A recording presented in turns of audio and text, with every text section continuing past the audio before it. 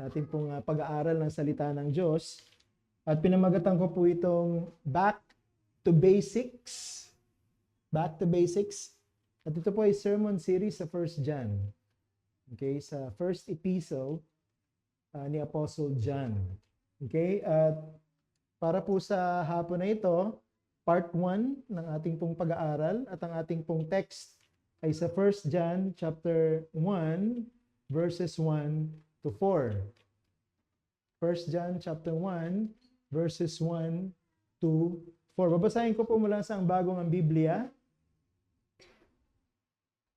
Verse 1, yaong buhat sa pasimula na aming narinig, nakita ng aming mga mata, aming napagmasdan, at nahipo ng aming mga kamay tungkol sa salita ng buhay. Ang buhay na ito ay nahayag, aming nakita, aming pinatotohanan, na sa inyo'y aming binabalita, ang buhay na walang hanggan, na kasama ng Ama, at sa amin ay ipinahayag. Ipinahayag namin sa inyo yaong aming nakita at narinig, upang kayo rin naman ay magkaroon ng pakikisama sa amin, at tunay ng ating pakikisama ay sa Ama at sa kanyang anak na si Jesucristo. Verse 4, isinusulat namin ang mga bagay na ito upang ang aming kagalakan ay malubos. Pagpalain ng Panginoon ang pagbasa natin sa kanyang mga salita. Marami pong mga tao ang naniniwala na ang dahilan kung bakit marami pong mga churches ngayon ang watak-watak ay dahil po sa mga pressure na pumapasok mula sa mundo papunta sa loob ng ating mga iglesia tulad ng secularism, pragmatism, materialism, heresies, sexualism, etc., etc., etc. Pero ito pong author ng epistle na ito, nagdi-disagree po siya sa kaisipan na yan. Para sa kanya, ang main reason para po sa patuloy na pagkakawatak-watak na mga iglesia ngayon ay ang sinasadyang pagkalimot ng mga miyembro ng mga iglesia doon sa mga basics ng ating pananampalataya. Sa ating pong pagsisimula ng bagong series na ito, ako po'y nananalangin na tayo po'y tulungan ng Diyos at ng Banal na Espiritu para mabuhay muli ang init ng ating pagmamahal sa mga basics ng ating pong pinaniniwalaan bilang mga mananampalataya ng Panginoon. At ako'y naniniwala na ito pong mga basic na ito ng ating pananampalataya ang dahilan kung bakit ang isang iglesia ay nagiging isa. Kapag po nalimutan na ng churches yung mga basics ng kanilang pananampalataya, doon na po nagsisimulang magkaroon ng bitak-bitak ang pagsasama ng mga miyembro sa loob ng iglesia, and eventually, the church itself will crumble. Sisimulan po natin ang ating pag-aaral sa series na ito by looking at the very foundation of our basics. Ano nga ba yung pinakahaligi na pundasyon ng ating pong pananampalataya at ng ating pong iglesia? Yan po ay walang iba kundi ang ebanghelyo ng ating Panginoong Jesucristo.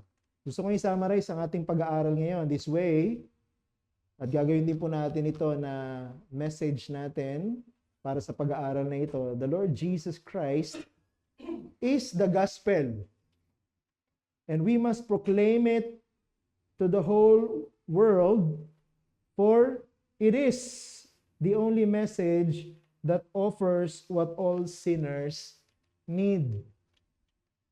Ang Panginoong Jesucristo ay siya ring ebanghelyo, at kailangan nating ipahayag ito sa buong mundo sapagkat ito lamang ang mensahe na nag-aalok ng lahat ng kinakailangan ng mga makasalanan.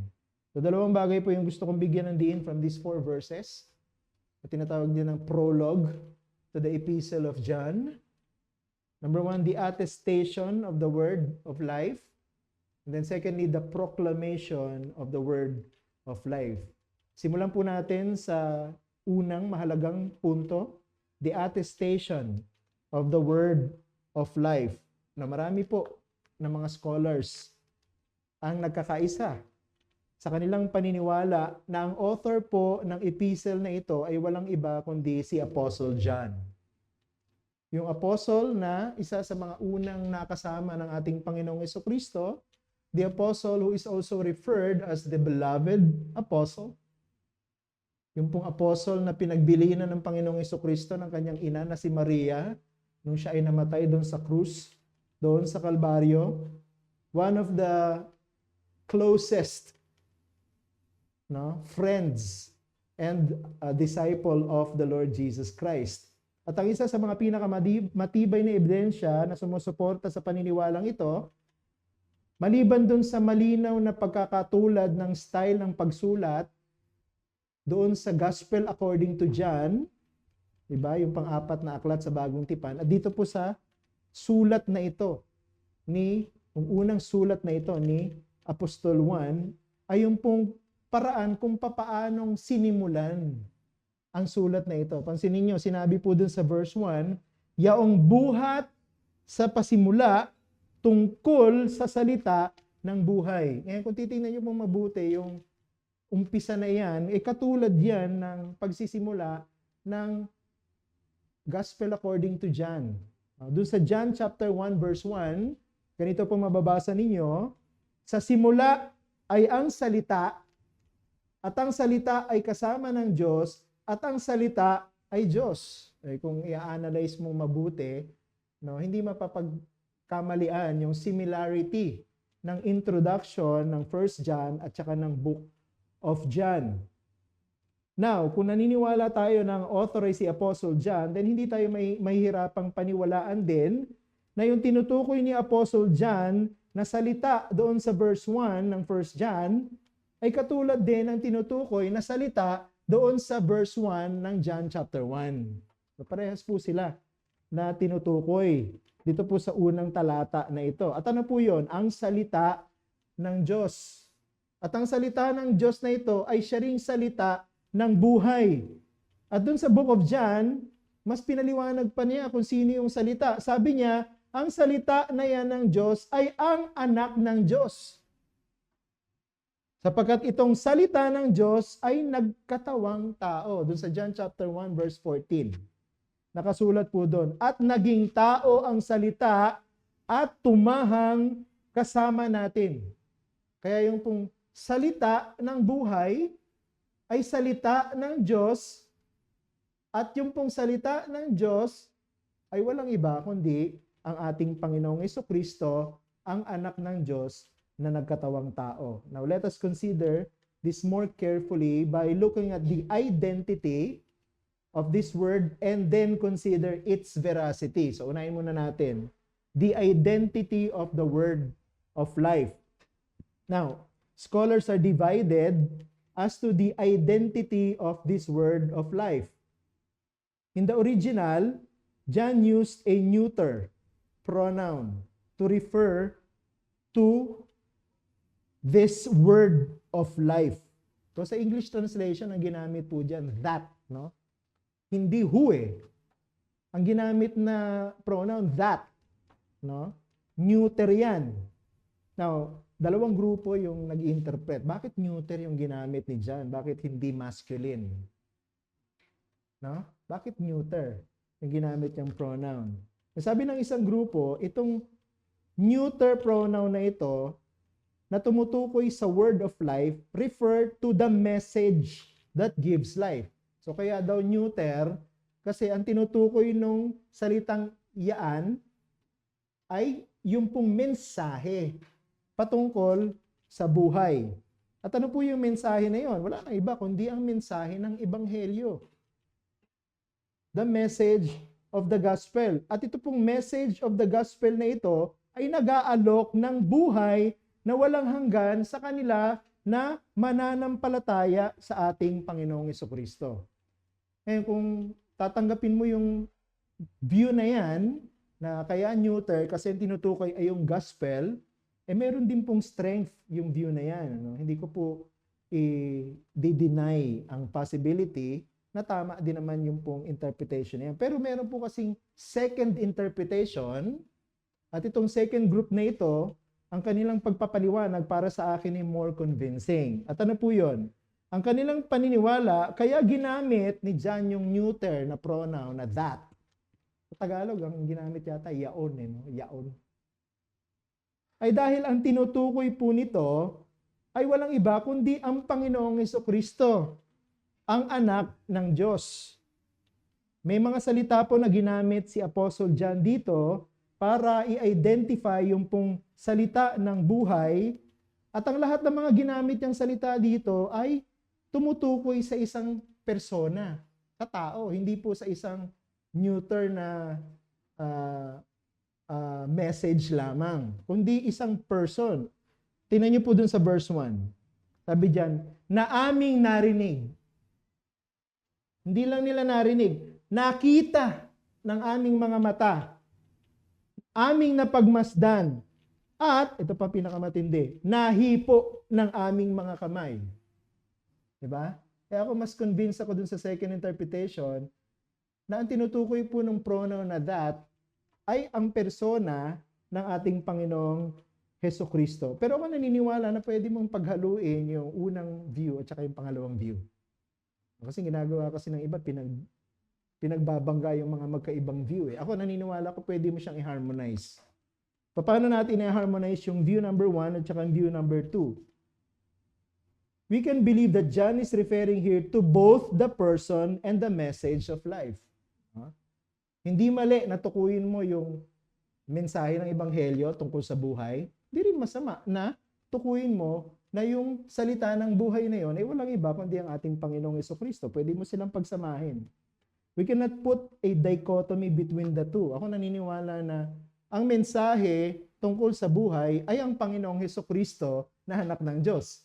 Ang Panginoong Hesukristo, siya din ang laman ng ating mensahe patungkol sa buhay. Jesus Christ is the gospel. Jesus Christ is the message of hope, of eternal life. Ang Panginoong Hesukristo ang laman ng ating mensahe. Both the Lord Jesus and the gospel message were already there from the beginning. Kasi di ba sabi ni John, nung nasa pasimula. Ako naniniwala, ang Panginoong Hesukristo at ang mensahe ng Ebanghelyo ay nandun na. Bago pa man nilikha ng Diyos ang lahat ng bagay. Siyempre, ang anak ng Diyos kasama ng Ama yan at ng banal na Espiritu even from the beginning. Pagkat sila'y Diyos, no? Nag-iisang Diyos. Now, the gospel message is not something that is invented from the beginning of time. Hindi po nagsimula ang Ebanghelyo nung nilikha ng Diyos ang mundo. Hindi. Ang mensahe ng Ebanghelyo ay nandun na sa isip ng Diyos bago pa man niya nilikha ang lahat ng bagay sa ibabaw ng mundo. Ipinahayag lang ng Diyos ang mensahe na ito nung nilikha niya na ang tao. At lalo na nung nahulog yung tao sa kasalanan, lalong mas naging matingkad ang pangangailangan ng mensahe ng Ebanghelyo patungkol sa buhay. Kaya para sa akin, walang problema na tanggapin natin ang parehong interpretation. Ang Panginoong Hesukristo ay ang salita ng buhay. Ang Ebanghelyo ay ang mensahe patungkol sa Panginoong Hesukristo. Walang mensahe ng mabuting balita kung hindi tungkol sa Panginoong Hesukristo. Tandaan niyo yan. Kahit anong pong mensahe ang marinig ninyo, kahit gaano kaganda ang kanilang pagpapaliwanag, kahit gaano kahusay ang kanilang mga ginagamit na salita, illustration, kung hindi ito tungkol sa ating Panginoong Hesukristo, hindi yan mabuting balita. Kaya siya mabuting balita dahil ang laman ng mensahe mo ay walang iba kundi ang ating Panginoong Hesukristo. At sino man na maniniwala sa Ebanghelyo na ito, dapat maniwala na ang Panginoong Hesukristo ang pinagmumula ng buhay na walang hanggan. At sino mang naniniwala sa ating Panginoong Hesukristo, dapat maniwala na meron lang iisa at totoong Ebanghelyo. Hindi po marami ang Ebanghelyo. No? Iisa lang ang totoong Ebanghelyo at ito ay ang Ebanghelyo ng ating Panginoong Hesukristo. Pangalawa, tingnan natin the veracity of the word of life. The veracity of the word of life. Ang pangalawang importanteng point na maingat na ipiniliwanag ni Juan sa kanyang prologue, ibig sabihin yung unang 4 na talata na ito ng 1 John, ay yung pong veracity or, ibig sabihin ng veracity, truthfulness ng salita ng buhay. Pansinin niyo po, paulit-ulit si Apostle John, pagdarating siya dun sa punto na pinapaliwanag niya kung sino ang salita ng buhay. Paulit-ulit, tingnan nyo, sa verse 1, na aming narinig, nakita ng aming mga mata, aming napagmasdan, at nahipo ng aming mga kamay. Pag pumunta ka sa verse 2, inulit niya na naman, aming nakita. Pagdating mo sa verse 3, aming nakita at narinig. Paulit-ulit yung mga salitang ginamit ni Apostle John para ipakilala kung sino yung salita ng buhay. Kaya ako naniniwala, both the Lord Jesus Christ and the gospel message are true sapagkat ang Apostol Juan kasama ang ibang mga saksi, mga first-hand witnesses na encounter ang Panginoong Jesucristo. Ang tinutukoy ni John na kanyang nakita, na kanyang narinig, na kanyang nahipo, na kanyang napagmasdan, ay walang iba kundi ang Panginoong Jesucristo. Yun ang kanyang pinapatotohanan. Naranasan nila kung sino yung salita ng buhay. At itong salita ng buhay ay ang anak ng Diyos na nagkatawang tao. At nakasama nila ang anak ng Diyos na nagkatawang tao. Kaya yun yung laman ng gospel accounts, Matthew, Mark, Luke, and John. So makikita nyo, nakasama ng unang 12 alagad at apostol ng ating Panginoong Jesucristo, ang ating Panginoon.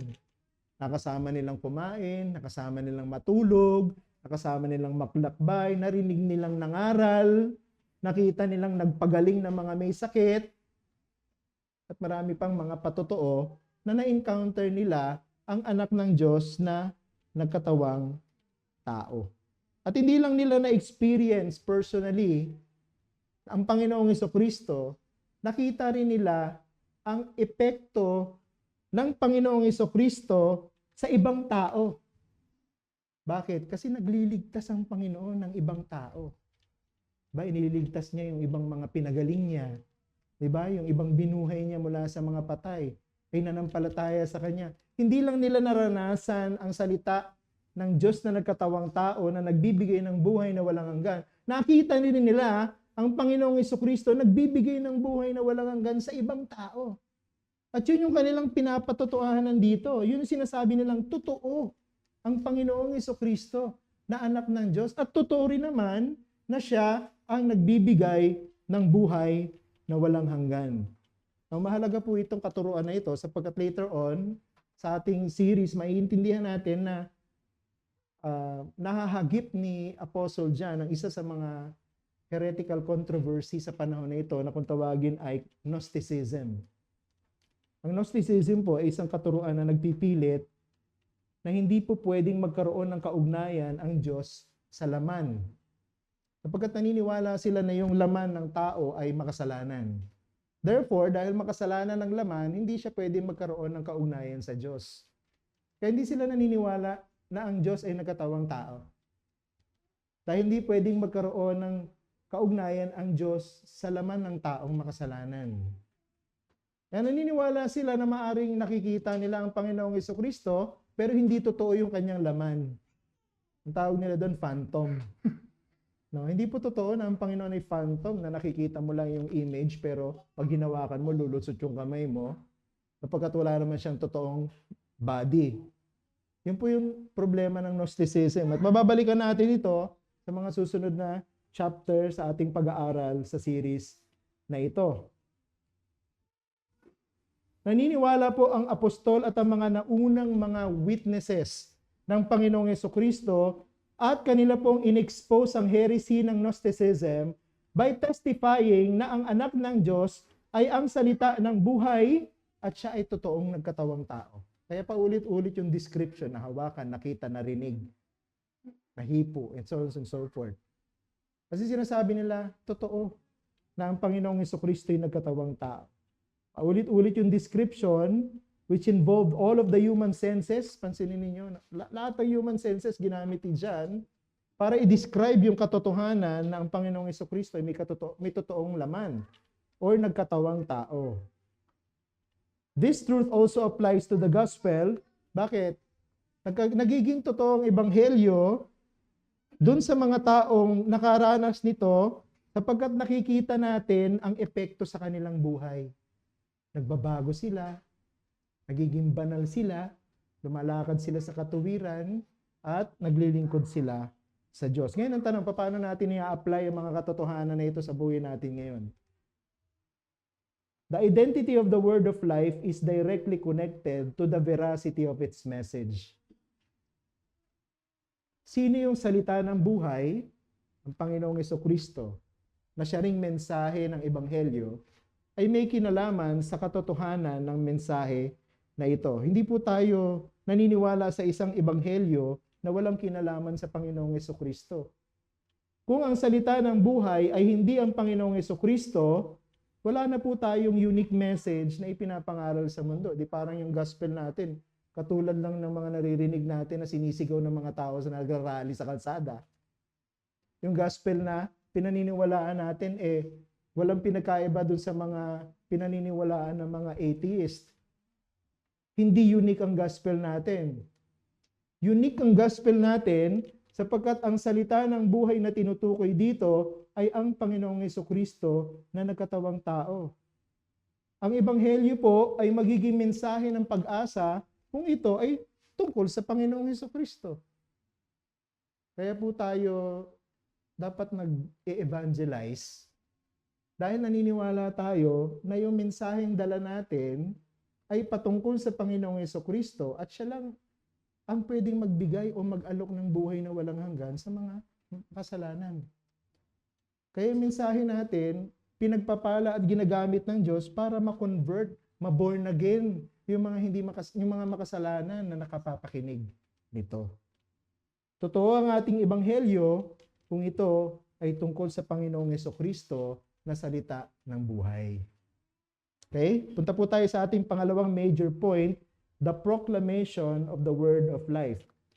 Hindi lang pinatotohanan ng Apostol Juan ang ebanghelyo na siya rin naman ang ating Panginoong Jesucristo sa kanyang paulit-ulit na pagdi-describe dito using all of the human senses and establishing the fact na ang gospel ay totoo because it is about the Lord Jesus Christ, kundi sinasabi niya rin sa atin na kung totoo ang salita ng buhay, dapat natin itong ipangaral sa iba.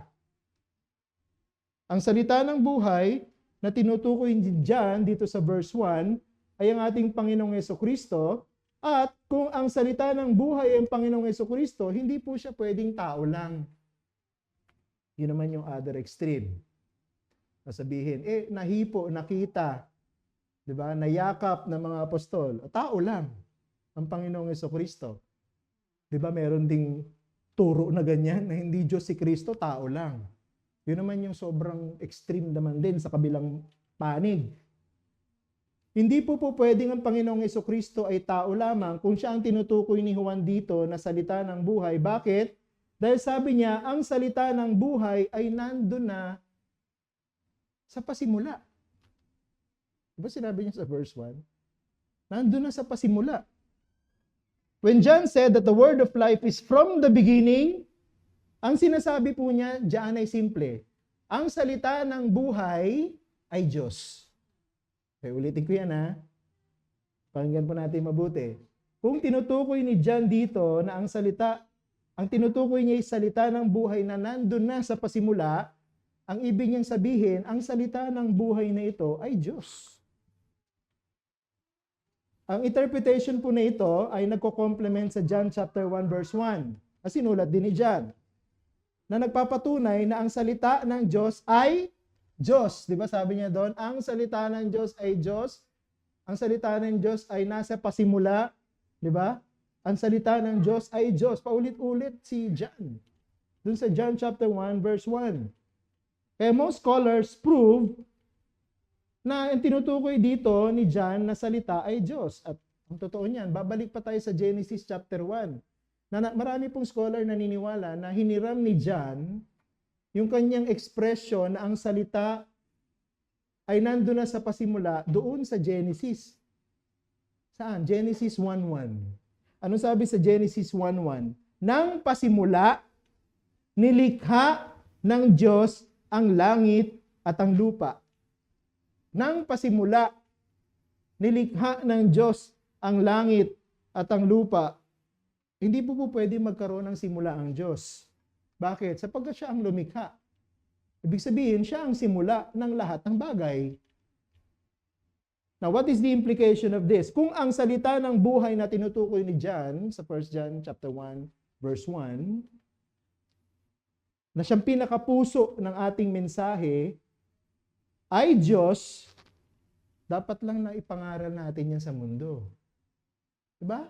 Kasi kung yung salita ng buhay o ang ebanghelyo ay ang Panginoong Hesukristo at ang Panginoong Hesukristo ay Diyos at siya ang nagbibigay ng buhay na walang hanggan, dapat nga natin talagang ipangaral ang mensahe ng Panginoong Hesukristo sa buong mundo. Kaya inutos sa atin sa Matthew 28, di ba? Humayo kayo at ipangaral nyo sa buong mundo ang mabuting balita.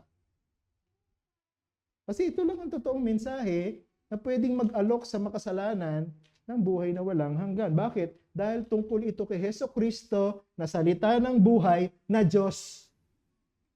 Nasusundan niyo po ba yung ibig ko sabihin? If this message we proclaim is from God and about God, then dapat maintindihan natin ano nga ba ang talagang offer ng message na ito at anong effect ng message na ito pag tinanggap ng mga tao. Una, tingnan natin the offer of this message about the word of life. Let's look at the offer of the message. John teaches us that this message about the word of life is not something that God reserved for himself. Ano ibig sabihin? Hindi po sinasabi ni John na ang mensahe patungkol sa salita ng buhay ay sa Diyos lang. Personal na pagmamayari ng Diyos lang. O ang Diyos lang ang nakakaalam. Tingnan niyo yung verse 2. Sabi diyan, at ang buhay na ito ay nahayag. Ang buhay ay nahayag. Ang salita ng buhay ay ipinahayag. The original word here na translate na manifested o nahayag, sa verse 2 na yan, pwedeng dalawang ibig sabihin. Figuratively, pwede siyang to make plain, to make simple. Or pwede siyang literal, to render apparent or to make visible. So yun yung two possible meaning ng salitang manifested or manifest or nahayag. Ang ibig sabihin, ang salita ng buhay ay hindi isang abstract idea na nandun lang sa loob ng utak ng Diyos, na siya lang ang nakakaalam. Di ba may mga ideas tayo na tayo lang nakakaalam? Hindi naman pwedeng malaman ng iba yun. Unless, ikwento mo. O sabihin mo. O kaya, imbentuhin mo para makita ng mga tao yung laman ng isip mo. Ganyan yung nangyari kay Leonardo da Vinci. Marami siyang idea sa isip niya. Anong ginagawa niya sa mga ideas niya? Dinodrawing niya, nilalagay niya sa kanyang mga libro. At marami po dun sa mga ideas niya, inimbento niya. Kaya nalaman ng ibang tao. Kaya hanggang ngayon, nakikinabang pa rin ang mundo sa maraming ideas na naimbento o naisip ni Leonardo da Vinci. Pero dito, sinasabi po sa atin ng Apostol Juan na hindi ginawang sekreto ng Diyos ang mensahe tungkol sa salita. Sabi diyan, it was made plain or visible. Nahayag. Ako po'y naniniwala na nang sinabi po ni John ito, ini-introduce niya yung doctrine of the incarnation. Ang Diyos, di ba? Kasama niya ang salita. Pero hindi na natiling kasama lang ng Diyos ang salita, sinugo niya yung salita at naging tao yung salita. Nahayag ang salita. Nakita ng tao ang salita. Bakit? Sapagkat ang salita ng Diyos ay nagkatawang tao. Yun yung sinasabi ni John dito. The Lord Jesus, who is also God, is the word of life that became human. Kaya tinutukoy po ni John dito ay hindi lang simpleng mensahe tungkol sa pagliligtas ng Diyos, kundi ang anak ng Diyos na nagliligtas ng mga makasalanan na nagkatawang tao. Ang ganda, di ba? Ang mensahe natin hindi lang abstract idea na hindi maiintindihan ng mga tao. Hindi lang kaya intindihin ng mga tao Ang mensahe natin, pwede nilang maranasan. Kaya nga naliligtas yung mga tao Pagka nakikinig sila sa pinagpalang mensahe ng Ebanghelyo. Ang ating Panginoong Jesucristo, ang Diyos tao. Babalikan natin yan sa Bible class natin. Especially when we reach the part of the confession, teaching us about the mediatorial office of the Lord Jesus Christ. Actually, tinalakay na yan ang nakaraang Theotalk. Na ang ating Panginoong Jesucristo ay Diyos tao. Now, John and the rest of the apostles ay mga saksi na nagpapatotoo sa katotohanan na ang Diyos tao na ito ay lumakad kasama ng mga tao sa ibabaw ng mundo. Personal po nilang nakilala ang mensahe ng Diyos na nagkatawang tao. Physical nilang na-encounter ang salita ng Diyos na nagkatawang tao. Pero ang mensahe na ito ay hindi lang tungkol sa katotohanan na ang anak ng Diyos ay nagkatawang tao, kundi ang mensahe na ito ay nag-aalok din ng buhay na walang hanggan sa mga tao. Ano pong sabi dun sa verse 3? Tingnan niyo sa verse 3. At sa inyo'y aming ibinabalita. Ano yung binabalita nila? Yung salita ng buhay na nakita nila, narinig nila, napagmasdan nila, nahipo nila. Ang buhay na walang hanggan. In other words, our message, which is about the Lord Jesus Christ, ay nag-aalok ng eternal life dun sa mga mananampalataya sa Kanya. Kaya hindi natin pwedeng solohin yung gospel Alam mo yon na, okay, Christian ako, member ako ng isang Reformed Baptist Church. Okay na yan, hindi na ako mag-evangelize, basta ligtas na ako. Yan ang paratang sa atin ng ibang mga grupo ng evangelicals. Ang mga Reformed Baptist daw tamad mag-evangelize. Sinosolo yung gospel. Alam nila yung ibig sabihin ng gospel, master nila yung doctrines na may kinalaman sa gospel, pero ayaw nilang i-share sa iba. Minsan totoo yun Masyado tayong nag-enjoy sa coziness ng ating fellowship sa loob ng church. Ayaw na nating lumabas para mag-share ng gospel. Pero sinasabi ni John dito, kung ang mensahe na ito ng salita ng buhay ay ang Panginoong Jesucristo na anak ng Diyos na nagkatawang tao, na nag-aalok ng buhay na walang hanggan, dapat mo siyang ibalita sa iba. Huwag mo suluhin. Kasi sila, ng mga apostol, ng mga unang nakaranas ng katotohanan ng salita ng buhay, na siya ring ang Panginoong Jesucristo, na siya ring nagbibigay o nag-aalok ng buhay na walang hanggan, naranasan nila, anong ginawa nila? Sinolo ba nila? Hindi. Pinangaral nila sa iba. Kahit saan sila magpunta. At ibinigay o binuwis nila yung kanilang buhay na ipinapangaral pa rin ito na mensahe patungkol sa salita ng buhay. At ang bawat author, pag nagsulat sila, laging may purpose, di ba? Kahit naman sa mga thesis, di ba, sa mga book review, may mga purpose tayo for doing that. Si John, meron din siyang purpose bakit siya nagsulat. At yung purpose ni John, hindi nagbago. Yung purpose ni John, yun yung purpose niya sa Gospel of John. Yung purpose ni John sa Gospel of John, yun din ang purpose niya sa first epistle, the first John letter. Tingnan niyo po, dun sa John chapter 20 verse 31, ito yung purpose niya sa pagsusulat niya ng kanyang gospel account about the Lord Jesus Christ. Sabi niya doon, ngunit ang mga ito ay sinulat upang kayo'y sumampalataya na si Jesucristo ang anak ng Diyos at sa pagsampalataya ay magkaroon kayo ng buhay sa kanyang pangalan. Hindi na ng kanyang purpose. Kaya pala sinulat ni John yung gospel account according to John about Jesus Christ. Para malaman ng mga taong sinusulatan niya na si Jesus Christ ang mensahe na nagbibigay ng buhay na walang hanggan. Alam niyo, ganun din yung purpose niya sa kanyang pagsusulat ng 1 John. Doon sa 1 John chapter 5 verse 13. Babalikan natin yan doon sa chapter 5 pag mabot na tayo doon. Ganito sinabi niya. Ang mga bagay na ito ay sinulat ko sa inyo upang inyong malaman na kayo mayroong buhay na walang hanggan sa inyong nananampalataya sa pangalan ng anak ng Diyos. So parehas.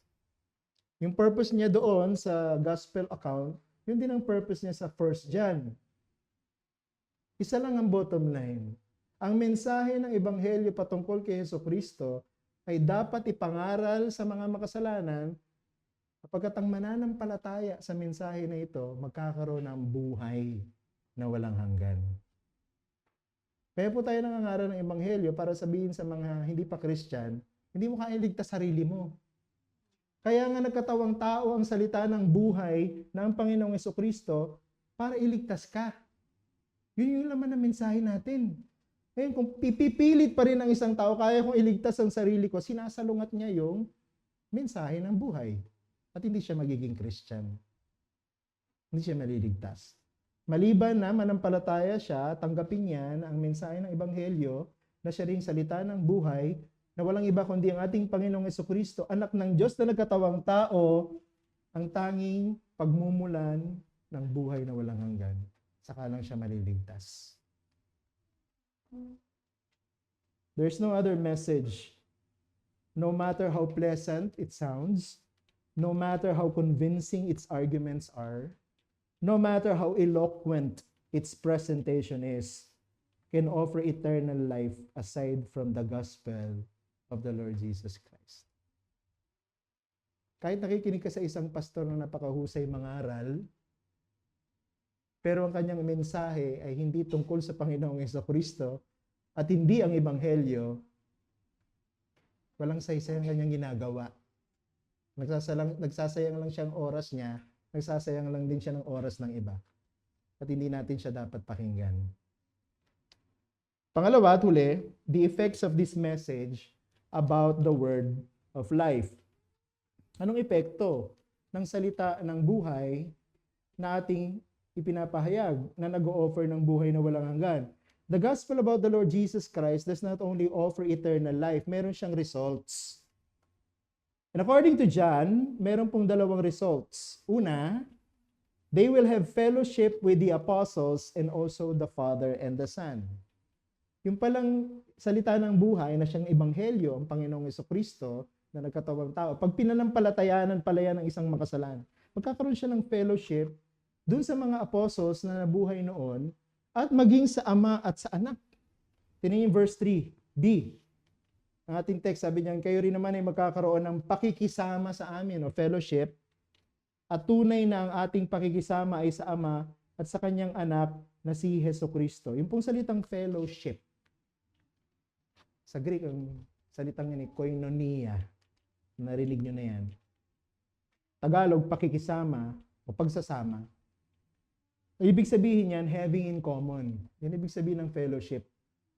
Having in common. Ibig sabihin, yung mga tao ay may fellowship because they have something in common. Hindi po nagfe-fellowship ang mga tao kasi nag-enjoy lang sila na pinag-uusapan yung mga interest nila, gusto nilang sports, o kaya yung mga gusto nilang business, o mga pare-pareho nilang principle sa buhay. Hindi po may fellowship dahil sa mga bagay na yon. At hindi yan yung tinutukoy ni John na common ground ng mga individuals kaya sila nagfe-fellowship. Ang common ground ng mga individuals kaya mayroong fellowship ay ang gospel ng ating Panginoong Jesucristo. Kaya po mayroong fellowship ang mga Christian sapagkat meron silang pananampalataya sa gospel. It is more than just because it is a fellowship about the gospel. Matindi pa nga, dinagdagan pa ni John. Sabi niya, yung fellowship natin, kasama ang Diyos.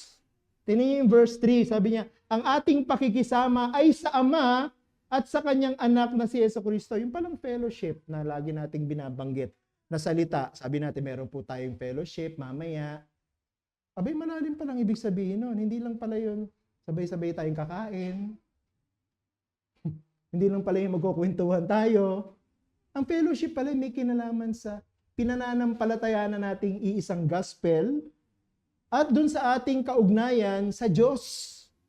Kaya tayo may fellowship. Now, why do we have fellowship with the apostles and the Father and the Son if we believe the gospel? Because we become one people who share the same common experience of Jesus Christ. Kaya po may fellowship ang church. Kapagkat pare-pareho silang may karanasan sa Panginoong Jesucristo. Pare-pareho silang nanampalataya sa Panginoon. Pare-pareho silang disciple ng Panginoon. That's why we have fellowship. That's why we have unity inside the church. That's why we are a church of Christ. Hindi po tayo naging church kasi pare-parehas lang tayo ng interest. Hindi po tayo naging church kasi nagkasundo tayo na dito tayo mag-worship. Hindi po tayo naging church kasi ayaw na natin doon sa dating church. Kaya po tayo church dahil pare-pareho ang ating pananampalataya sa iisang mensahe ng Ebanghelyo at meron tayong iisang Panginoon. Meron tayong isang tagapagligtas.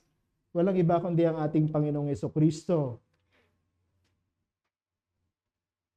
Maganda yung sinabi ng isang commentator at naniniwala ako na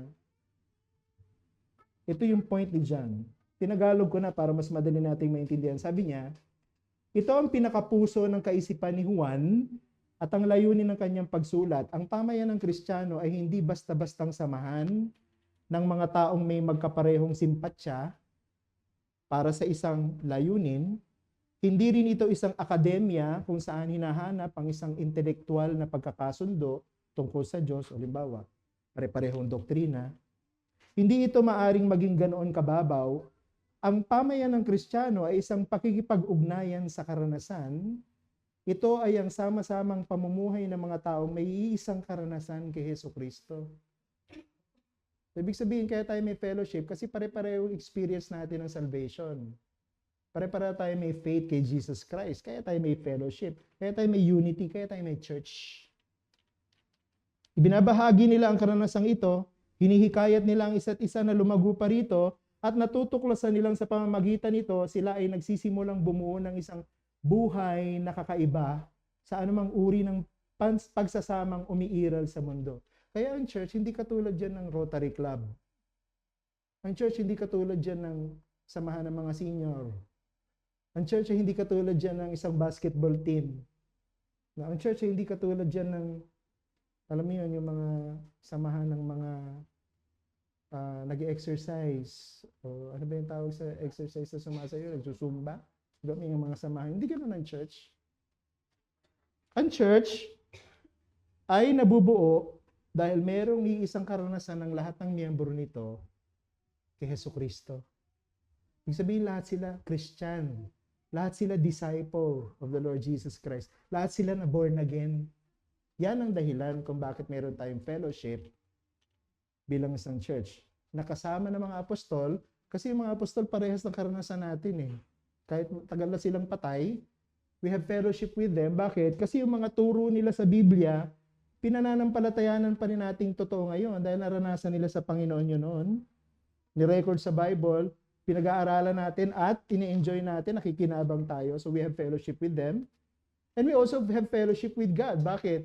Ang sinamang mananampalataya, kaisa ni Kristo. Di ba? Sabi, we are united to Christ. Therefore, we are united to God. Kaya malalim po yung ibig sabihin ng pagiging Christian. At pagkakaroon ng fellowship. And secondly, lastly, na effect, their joy will be complete. Verse 4, isinusulat namin ang mga bagay na ito upang ang aming kagalakan ay malubos. Ito pong fellowship na ito ng mga nananampalataya sa Ebanghelyo patungkol sa Panginoong Jesucristo, nakukumpleto daw po ang kanilang kagalakan. Ano yung kagalakan na tinutukoy ni John dito? Hindi po ito yung kagalakan na lumilipas na emosyon, na bunga ng mga masasarap na karanasan sa buhay. Diba, masaya tayo pagka marami tayong pagkain, masaya tayo pag marami tayong pera, masaya tayo pag wala tayong sakit, masaya tayo pag meron tayong magandang bahay, no? Masaya tayo pag meron tayong magandang sasakyan, masaya tayo pag sikat tayo, and so on and so forth. Hindi po yun ang joy na tinutukoy ni John dito. Ako po ay naniniwala na ang kagalakan na tinutukoy ni John dito ay yung pong bunga ng ating pakikipag-isa sa Panginoon na bunga ng banal na Espiritu sa buhay natin. Ano yung sinasabi dyan sa Galatians 5:22? The fruit of the Spirit. Sabi dyan, subalit ang bunga ng Espiritu ay kagalakan. Yun yung kagalakan na tinutukoy ni John dito. Yung kagalakan na lagpas sa anumang bagay na makamundo. Yung kagalakan na galing sa langit na bumaba sa lupa. It is the joy of our salvation graciously given to us by God. Only true Christians can have fellowship with the apostles and God because they possess this joy. And they can possess this joy. Pagka Christian ka, meron kang joy nito. Pagka hindi ka Christian, wala kang joy nito. Na ganito. Unbelievers interpret this as what? Lunacy. Bakit ko nasabi yan? Ang mga Kristiyano kasi nagagalak sa gitna ng pagdurusa. Di ba? Sabi sa atin sa New Testament, magalak ka kahit na ikaw ay dumadanas ng iba't ibang mga pagsubok at pagdurusa. Anong sabi ng mga unbelievers? Naloloko na yung mga Christian. Paano magiging kagalakan yung dumadaan ka sa mga pagdurusa? Pero sa atin, naiintindihan natin na kaya nating magkaroon ng kagalakan kahit na tayo may pagdurusa. Di ba? Kasi bunga ng Espiritu yan sa atin. Pero ang tanong dito, bakit hindi pa ba kumpleto? Sabi niya, ang kagalakan ng mga Kristiyano ay magaganap o magiging kumpleto. Hindi pa ba kumpleto? Ako po'y naniniwala na ang joy na tinutukoy dito, ito medyo technical tong term na to, pero po siyang tinatawag na already and not yet reality. Ano ibig sabihin ng already and not yet reality? Ang sagot ko dun sa tanong ngayon, bakit hindi pa ba kumpleto? Ang sagot ko dun, yes and no. Kumpleto na siya. Bakit? Sapagkat naniniwala tayo na ang kagalakan na meron tayo sa mundo ay totoong kagalakan at hindi po 50% lang na kagalakan. 100% na kagalakan niya. Ba kahit may karamdaman tayo hindi gagaling, no? May mga businesses tayo na nag-fail, minsan may mga relationship tayo na nagkakaroon ng problema, meron pa rin joy. Nagagawa pa rin nating magalak. Bakit? Sapagkat binibigyan tayo ng Panginoon ng comfort. Binibigyan tayo ng Panginoon ng kagalakan. Kaya ako naniniwala na ganap ito. Pero naniniwala din ako na hindi pa ganap. Bakit? Installment kasi yung ultimate joy natin. Ano ibig sabihin niyan? Magaganap ang ating kagalakan dun sa new heavens and new earth. Pag dumating na yung Panginoon, pag winakasan niya na yung kasalanan, pag tinanggal niya na si Satan sa mundo na ito, doon magaganap yung ating kagalakan, doon magaganap yung ating joy sa Panginoon. Pero ang ating joy ngayon, real. Our joy is comforting. Our joy should be contagious. Dapat nakakahawa yung kagalakan natin.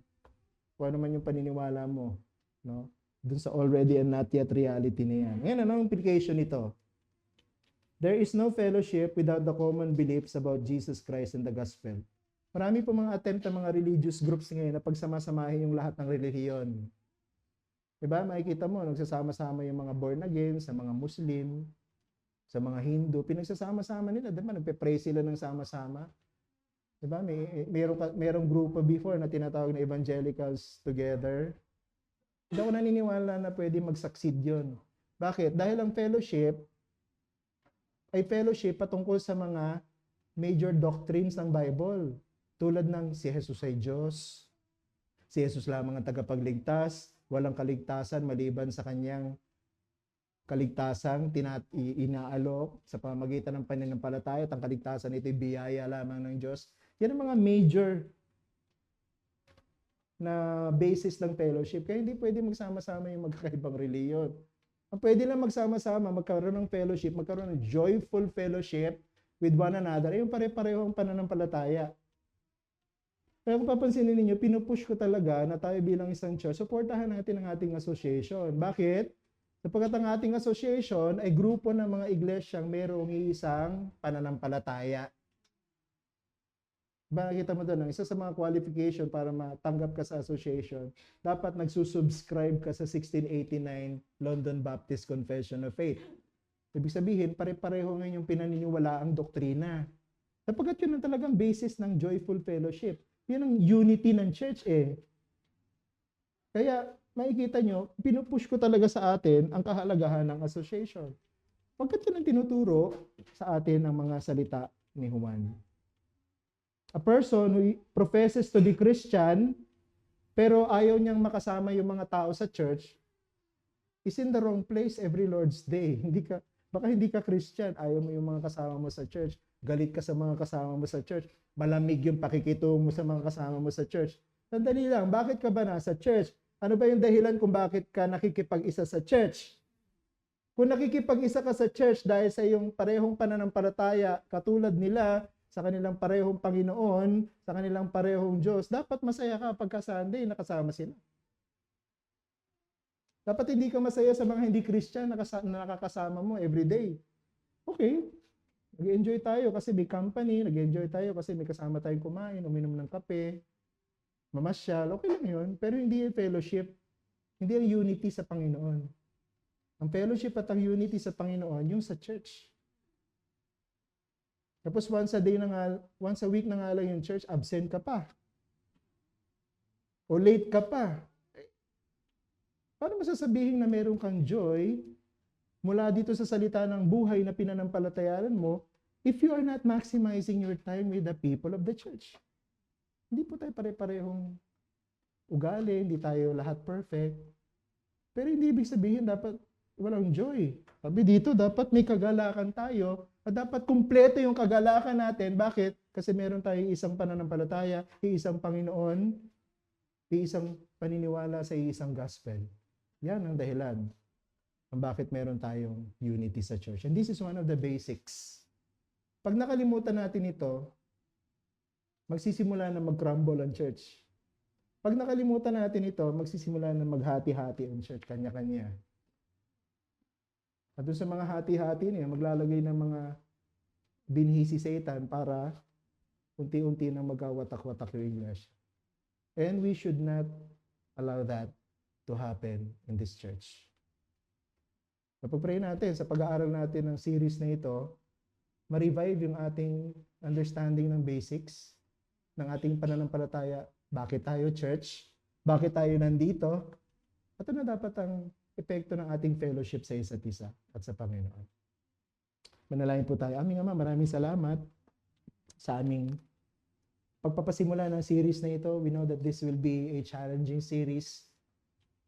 Pero wala naman pong laman ng salita mo na hindi challenging para sa amin because ang lahat ng salita mo ay humahamon sa aming buhay, sa aming pinaniniwalaan, sa aming nararamdaman, sa aming nakikita, sa aming tinitindigan. Tutulungan niyo po kami, O Diyos, na magpasakop sa inyong mga salita. Mahalin ang basics ng aming pananampalataya, ng aming unity, ng aming existence as a church. And to revive this passion for these basics. Parang church namin, bagamat bago, hindi nakakawatak-watak, kundi lalong tumibay, laging maband. Doon lang kasi lalago ang church. Pagka kami united and we are bonded in the basics of our understanding of this faith and experience as well. Bless you po itong lahat sa pangalan ni Jesus. Amen.